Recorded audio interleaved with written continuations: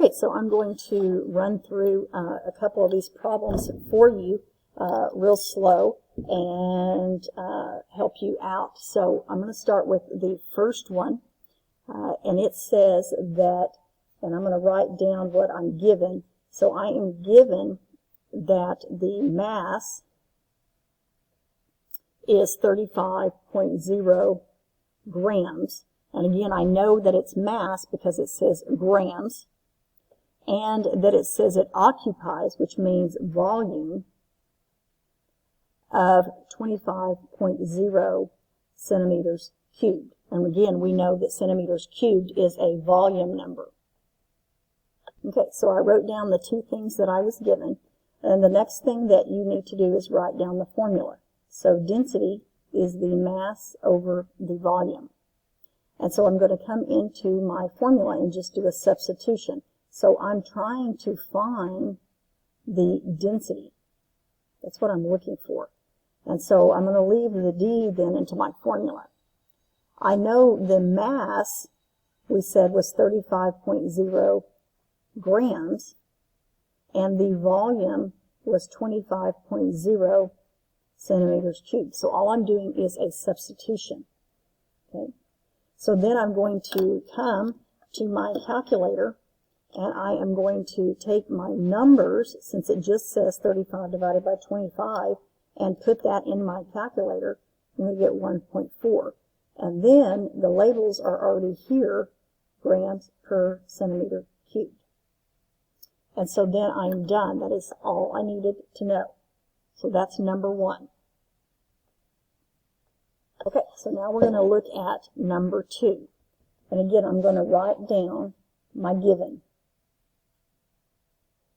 So it says I have 2.75 kilograms. So I know kilograms is a measure of mass. So I'm going to put that down. Again, it occupies 250 centimeters cubed. And that occupies means volume. And so I have those two things written down. And so now we're going to go work the problem. Okay. So again, I'm going to write my formula down. Density equals mass over volume. And then I'm going to substitute in. So I know the mass to be 2.75. Okay. Okay. And so then we were given the volume to be 250 centimeters cubed. So we're substituting that for volume. Again, that's equal to density. So we're going to take that and run it in our calculator, 2.75 divided by 250, and I get 0.011, and that would be kilograms per centimeter cubed. Now, since this is in the thousandths place value, we do need to go to scientific notation. So 1.1 times 10 to the negative 2, again, kilograms per centimeter cubed. Now, with this problem, had the book asked you to do it in giving your density in grams per centimeter cubed, then you would have needed to change from kilograms to grams. So remember, King Henry died by drinking chocolate milk. And so I'm going from kilograms to grams. That's going to be 1, 2, 3 to the right. So that would make this 2750 grams. Okay, so in this case, at this point, we would have had 2750 grams over 250 centimeters cubed. So when I divided that, I would have immediately got the 1.1, okay, grams per centimeter cubed. Okay, two different answers, two different labels. So be sure you do watch what the question asks for. Okay, so we're going to do number 3. Okay, so reading through this one, it says that we're going to be finding the density, okay, when it says we have 2.80 grams of a substance. So that's going to be our mass. It's going to occupy 2.00 decimeters cubed. And so again, that's our volume. So let's go ahead and work that. Okay, so that's the information we're given, 2.80 grams, which is our mass, and 2.00 decimeter cubed, which is our volume. Okay. Since it doesn't tell us what labels to use, then we could leave it in grams per decimeter cubed. So density equals mass over volume. So again, our mass is 2.80 grams. Our volume is 2.00 decimeter cubed. So I'm just going to divide. So that's going to give me 1.40 grams per decimeter cubed. Final answer. Now, if it had asked for us to give it in grams per centimeter cubed, this is where it becomes a little bit tricky, because when I go from 2 decimeters cubed to centimeters cubed, it's a little bit of a different conversion than what we did before. One is because it's cubed, it actually has to occur 3 times. So if I did my King Henry died by drinking chocolate milk,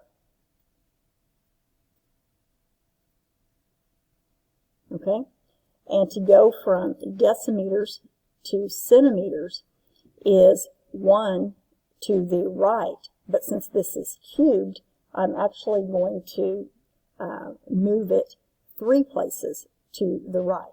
Now let me show you what that means.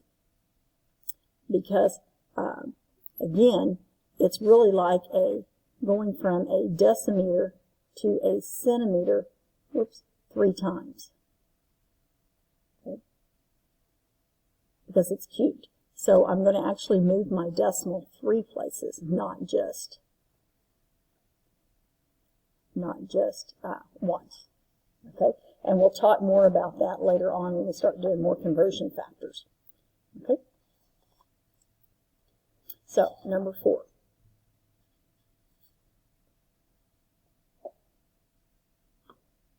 Okay, so number 4, it says determine the volume. So right off the bat, we're going to write down volume and put a question mark, because that's what we're looking for. Determine the volume. That 35.2 grams, so grams again is our mass,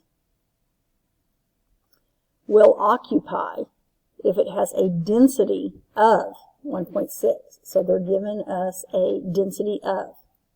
And again, grams per centimeter cubed is our label for density. Okay, so now let's work that problem. Okay, so again, here's what we're given.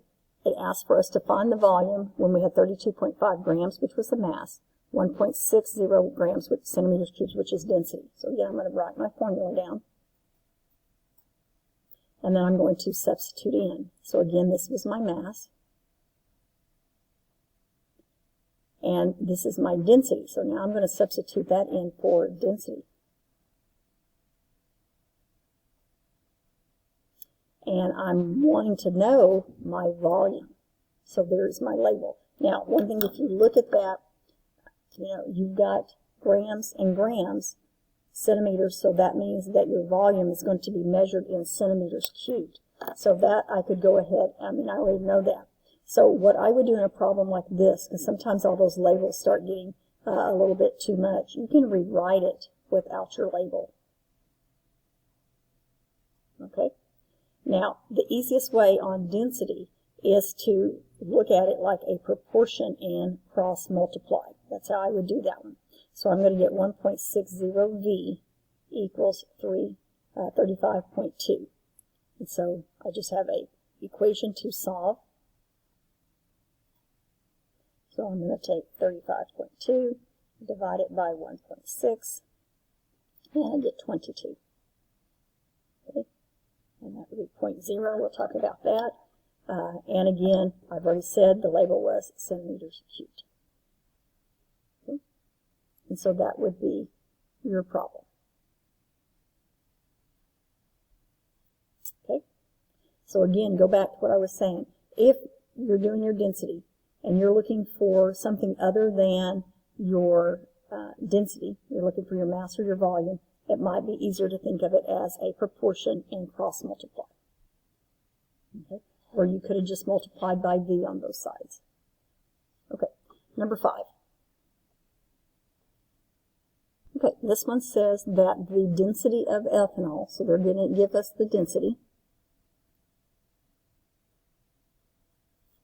is 0.789 grams per centimeter cubed, okay, at 20 degrees Celsius. What is the mass? So we're looking for a mass of 140 centimeters cubed. So that's our volume.